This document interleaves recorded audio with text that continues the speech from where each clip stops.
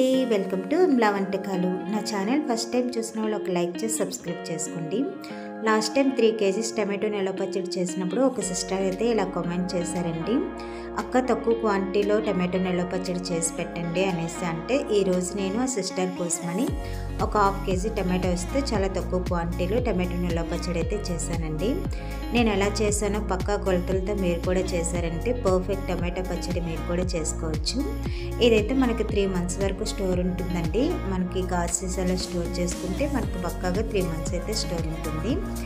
ఇంకేందుకు ఆలస్యం, ఈ టమాటో నిల్వ పచ్చడి ఎలా చేయాలో చూపిస్తాను, వచ్చేయండి. నేనైతే ఒక 1/2 kg వరకు టమాటోలను తీసుకున్నానండి. ఇవి బాగా పండినవి తీసుకుంటే మనకు పచ్చడి రుచి చాలా బాగుంటుంది.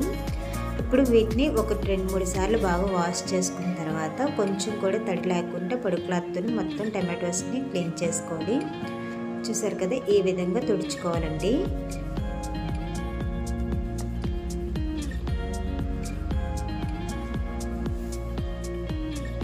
కంప్లీట్గా తుడుచుకున్న తర్వాత వీటిని మనం ఇలా కట్ చేసుకోవాలండి. ఒక టమాటో తీసుకుని చిన్న చిన్న ముక్కలుగా కట్ చేసుకుంటే మనకి త్వరగానే మగ్గిపోతుందండి. కొంచెం పెద్ద ముక్కలుగా కట్ చేసుకున్నారంటే టమాటో అనేది అంత త్వరగా మగ్గదు. సో నేను చూపించిన విధంగా కట్ చేసుకున్నారంటే మీకు టమాటో అనేది చాలా ఫాస్ట్గా మగ్గిపోతుంది.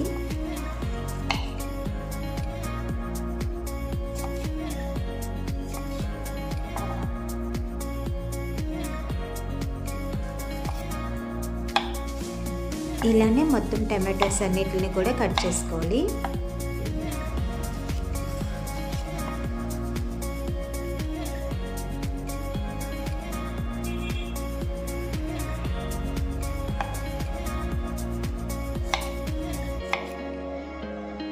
కట్ చేసుకునే టమాటోస్ ముక్కలన్నిటిని ఒక ప్లేట్లోకి అయితే షిఫ్ట్ చేసుకోవాలి. చూసారు కదండి, నేను ఈ విధంగా కట్ చేసుకున్నాను. ఇవి కట్ చేసుకున్న వాటిని పక్కన పెట్టుకుందాం. ఇప్పుడు స్టవ్ ఆన్ చేసుకొని ప్యాన్ పెట్టుకుందాం అండి. మనం ప్యాన్ కొంచెం కూడా తడి లేకుండా చూసుకోవాలండి, లేకపోతే పచ్చడి అనేది పాడైపోతుంది. ప్యాన్ మొత్తం పొడిగా అయిన తర్వాత ముందుగా కట్ చేసుకునే టమాటోని యాడ్ చేసుకోవాలి. యాడ్ చేసుకున్న తర్వాత ఒకసారి మొత్తంగా కలుపుకోవాలి. మనకు 1/2 kg టమాటోస్కి ఒక 50 గ్రాముల వరకు చింతపండు అయితే పడుతుందండి. టమాటో నిల్వ పచ్చడికి ఎప్పుడైనా సరే కొత్త చింతపండుతో చేసుకోండి, టేస్ట్ బాగుంటుంది, ఫ్రెష్గా కూడా ఉంటుంది. నేనైతే దీనికోసమని ఒక 50 గ్రాముల వరకు చింతపండు అయితే యాడ్ చేస్తున్నాను. ఒకసారి కలుపుకొని మూత పెట్టుకోవాలండి. అప్పుడే మనకి టమాటోలో ఉన్న వాటర్ అంతా కంప్లీట్గా వస్తుంది. చూసారు కదా, ఈ విధంగా టమాటోలో వాటర్ కంప్లీట్గా వస్తుంది కదా. మళ్ళీ ఒకసారి కలుపుకోవాలండి. మనకి మొత్తం టమాటోలో ఉన్న వాటర్ కంప్లీట్గా ఇంకేంత వరకు మనం ఈ టమాటోస్ని కుక్ చేసుకోవాలి. చూసారు కదండి, కొద్ది కొద్దిగా వాటర్ అనేది ఇంకుతుంది. మనం కలుపుతూనే ఉండాలండి. ఇంకా వాటర్ వచ్చిన తర్వాత అస్సలు మూత పెట్టుకోకూడదు. కంప్లీట్గా మనకు వాటర్ అయితే ఇంకిపోయింది. ఈ విధంగా అయిపోవాలండి. కొద్దిగా వాటర్ ఉన్నా సరే పచ్చడి అనేది పాడైపోతుంది. సో కంప్లీట్గా వాటర్ ఇంకిపోయిన తర్వాత ఇందులో మనం కొంచెం పచ్చి వెల్లుల్లిపాయలను యాడ్ చేసుకోవాలి. కొంతమంది మిక్సీ జార్లోనే వేసుకుంటారు. ఇలా వేసుకోవడం వల్ల ఒక 2 minutes కుక్ అయితే ఇంకా మంచి ఫ్లేవర్ వస్తుంది. వెల్లుల్లిపాయలు వేసుకున్న తర్వాత ఒక 2 నిమిషాలు మాత్రం వేయించుకోవాలండి. ఇలా వేయించుకొని స్టవ్ ఆఫ్ చేసుకోవాలండి. ఇది కంప్లీట్గా కూల్ అవ్వాలి. కూల్ అయిన తర్వాతే మనం మిక్సీ జార్లోకి తీసుకోవాలి. చూసారు కదండి, మనకి కంప్లీట్గా టమాటో అనేది కూల్ అయిపోయింది, ఇంకా దగ్గరికి అయిపోయింది. చూసారు కదా, వాటర్ ఇంకిపోయింది కదా. ఇప్పుడు దీన్ని మనం మిక్సీ జార్లోకి తీసుకుందాం.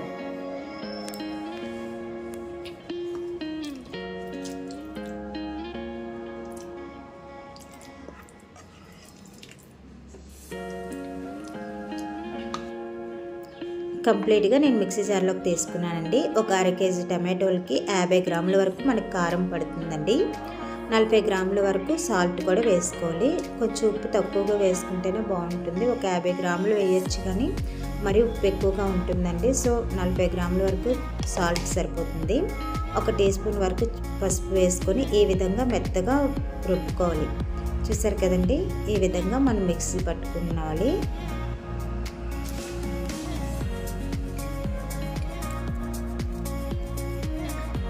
ఇప్పుడు ఈ పచ్చడికి మనం పోపు వేసుకుందాం.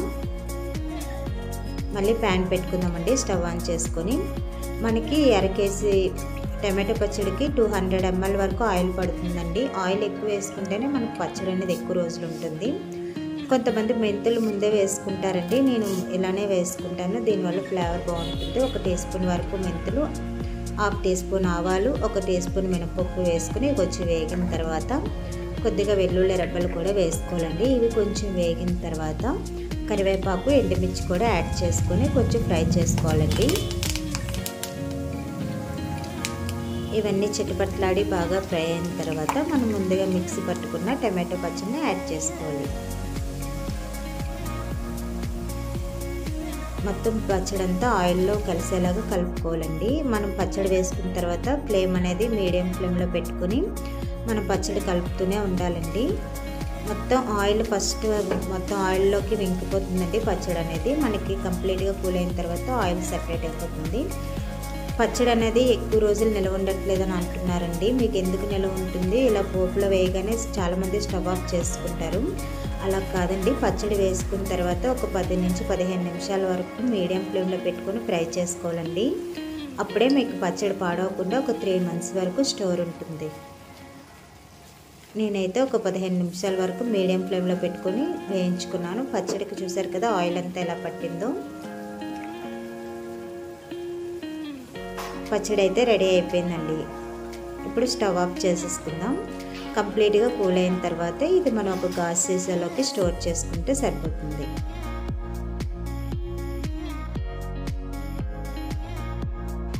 నేను ఇక ఈ గాజు సీసాలో పెట్టుకున్నానండి. ఇలా స్టోర్ చేసుకోవడం వల్ల మనకి 3 months పక్కాగా ఉంటుంది. సేమ్ ఇదే విధంగా మీరు కూడా ట్రై చేయండి, తప్పకుండా వస్తుంది. నా వీడియో నచ్చితే ఒక్క లైక్ చేయండి. మరిన్ని వీడియోస్ కోసం అయితే నా ఛానల్ సబ్స్క్రైబ్ చేసుకోండి. Thank you so much.